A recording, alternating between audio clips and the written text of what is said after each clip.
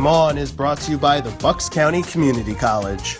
Hello, welcome to our On Campus with Game On football show. I'm your host, Jeff Beideman, and joining me here are Renee Washington, Drew Markol, and Jen Wielgus. And this is our final football show. And if our surroundings look a little bit familiar to you, that is because we are at Archbishop Wood High School, home of the 6-time state finalists and now 4-time state champion. And Drew, no surprise that we're here because they're going for their 5th state championship Friday night in Hershey. It's always, I just kind of chuckle, Jeff, when you say that, because you remember too, back in the day when Wood struggled mightily, and that is absolutely. When was that, guys? I I don't think I was what alive. year is that? I believe you were. Early on in our careers, Yes. yeah. Well, Archbishop Wood, it's funny because St. Joe's Prep was the same way. Yes, they were. The two dominant programs now in the Catholic League, back in the late 80s and the early 90s, were not good at all. No, they were not. They could have had trouble getting out of their own way, but that is not the case, for sure now. What Wood has become and what Prep has become, it's remarkable. And they're going to go up there, I think, on Friday and play, a pretty good Gateway team and probably mercy rule them. I mean, people have said to me, though, this Wood team isn't as strong as previous state champions. I disagree. Now, you really think it's going to be a mercy rule? I really do.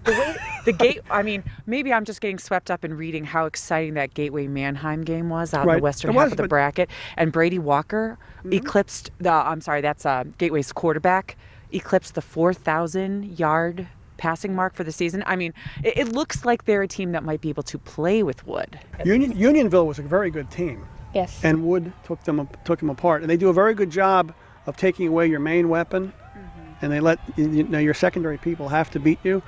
They'll do their best to take the quarterback away, and with their pass rush, I don't. Which is the sign of a good team. I mean, that's how good teams defensively do it. They take what you do best, try to take it away from you, and everything else. That's what CBS did forever. It is interesting. Gateway, 15 games, they've scored 28 points or more in 10 of those 15 games. They have one loss. They did come back, however, and beat the team that beat them.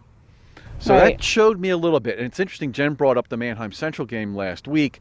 That's the one thing that makes me think that Wood definitely will win, though, is that was a really good game, and it was really exciting. Came down to a field goal. But it was really close, and Wood just doesn't play those kinds of games. Exactly, and that's They something just that, don't. I mean, I can't speak on Wood in the 80s and 90s because I was not born, but I can talk about Wood recent. Thanks, Renee. Sorry, I had to say it. In the 90s, you weren't born? Holy crap. 92.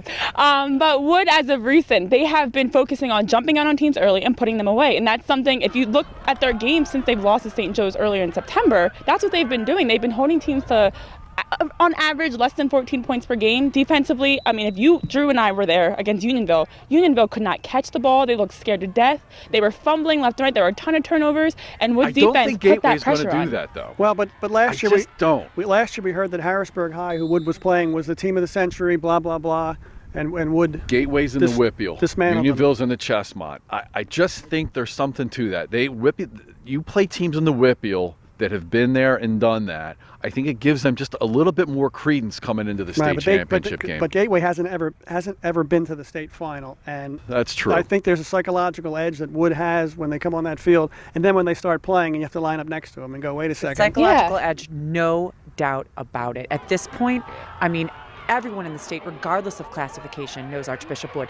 And they might not know Warminster, but they know Archbishop Wood. Yep. Yeah, and Archbishop Wood steps on the field every game knowing, this game is going to prepare us for what we really want, which is Hershey and a championship.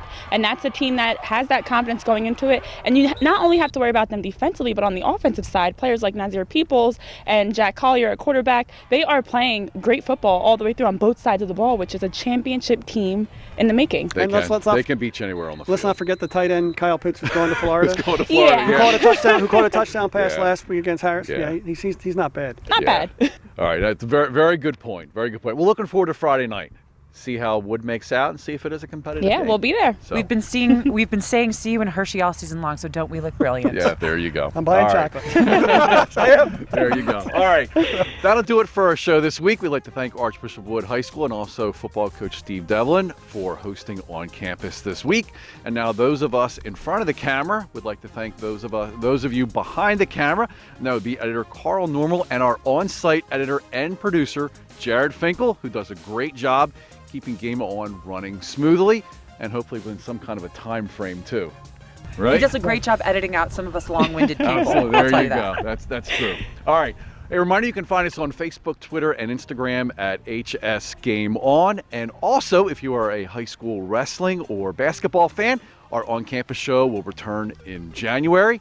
And our football show, our preview football show, will be back in August. All right. Thanks again for watching, and we'll see you in January.